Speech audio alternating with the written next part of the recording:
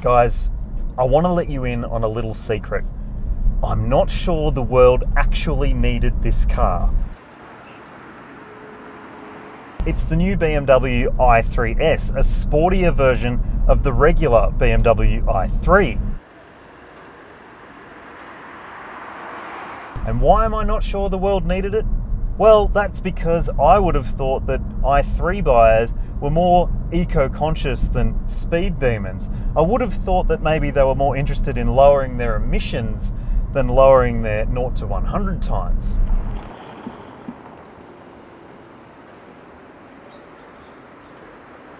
But what do you know? The i3S covers both of those bases. It's super efficient, has good electric range, and it also has speed on its side. It's pretty quick.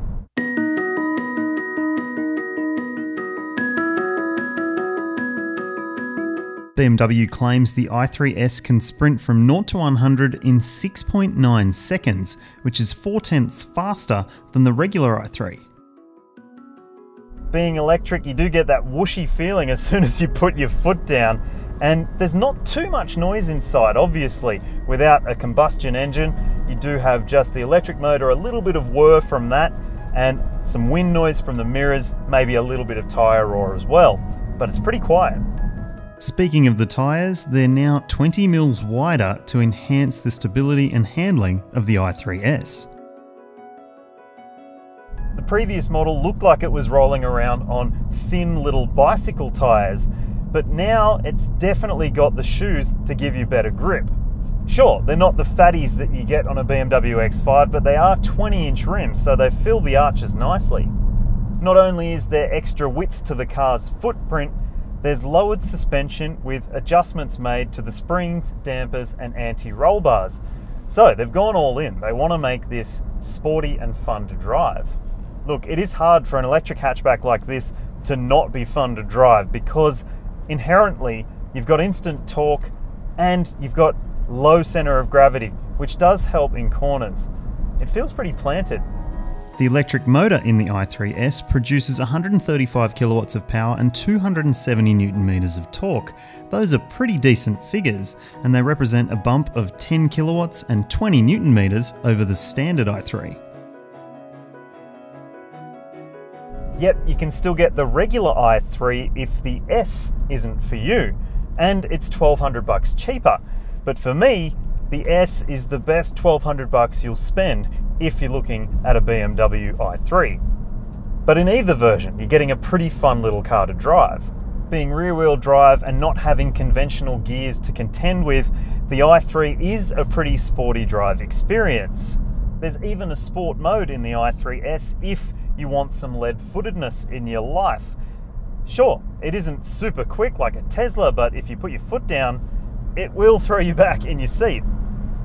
But you can only have fun for so long. You've got to keep an eye on your range indicator in front of you, because if you are having too much fun, you will run out of battery a lot quicker.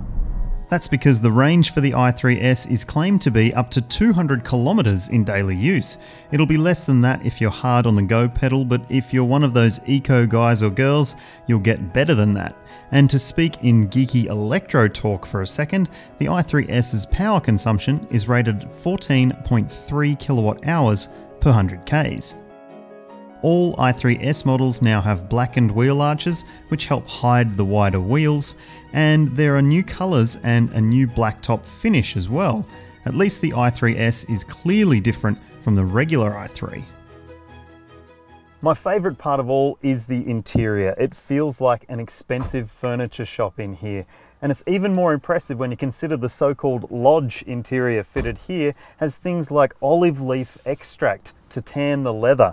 And there's recycled plastic and wool. It's really special in here.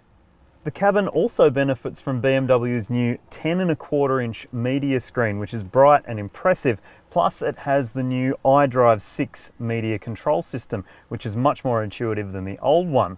And you can get Apple CarPlay if you want it, but it's an optional fee.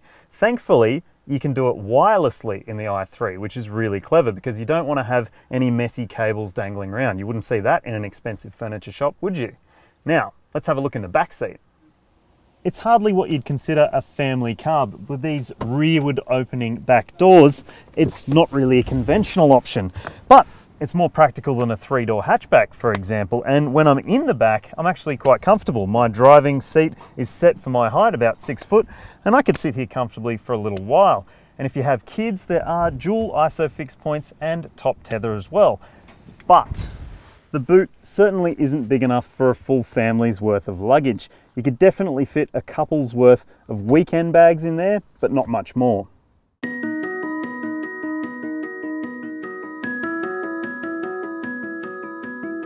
But realistically, you're not buying a BMW i3 if you want the world's most practical car. You're buying it because you want to do your bit for the environment, you probably live in a city, and you'll probably use the electric range just perfectly. So no, the world probably didn't need a BMW i3S, but buyers are the real ones who will benefit because they get the option of a sportier variant while still doing their bit for the environment.